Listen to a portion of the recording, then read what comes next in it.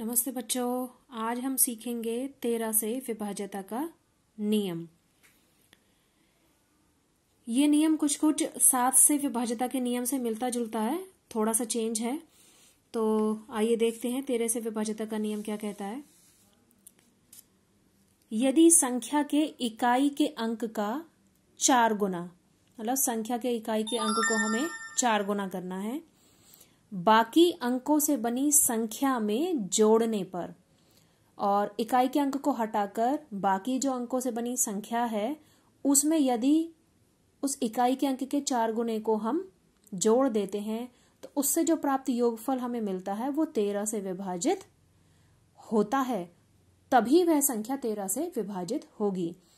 जैसे कि 7 से विभाज्यता के नियम में हमने किया था कि उसमें इकाई के अंक का हमें 2 गुना करना था और बाकी अंकों से बनी संख्या में से उस 2 गुने को हमें घटाना था, और घटाकर जो मान आता था उसमें हमें 7 से भाग लगाकर ये पता करना था कि ये 7 से विभाजित है या नहीं है।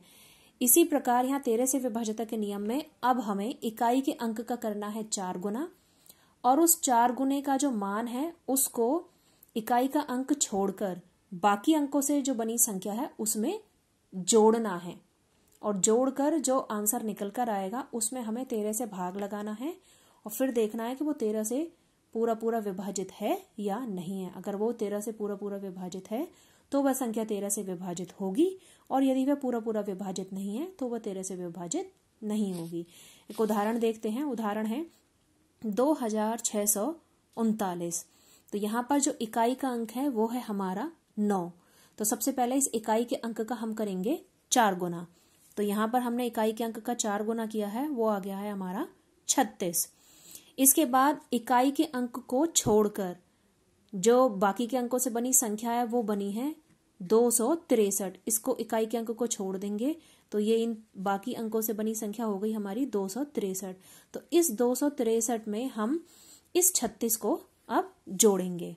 तो इकाई का अंक छोड़कर बाकी अंकों से जो बनी संख्या है वो हमारी 263 है, और इसमें हमने इस इकाई के अंक के 4 गुना निकल कर आया 36, इसको जोड़ा है। तो जोड़ने पर हमें योगफल मिला है 299।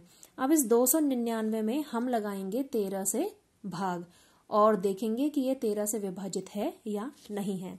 तो यहाँ पर भाग लगाया हमने, और भाग लगाकर हमें ये ज्ञात हुआ है कि ये पूरा पूरा विभाजित है।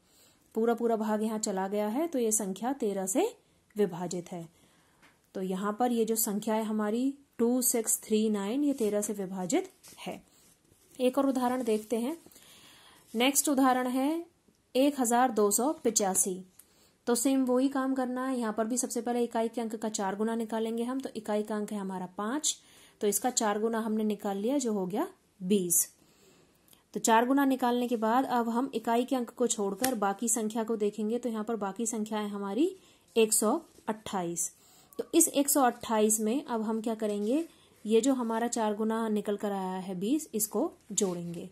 तो यहाँ पर 128 में हमने इकाई के अंक के 4 गुने को जो कि 20 है उसको जोड़ा, तो ये योगफल निकल कर आ गया 148। अब हम इस 148 में 13 से भाग लगाकर देखेंगे कि ये पूरा पूरा विभाजित होता है या नहीं होता है। तो यहाँ पर हमने भाग लगाया।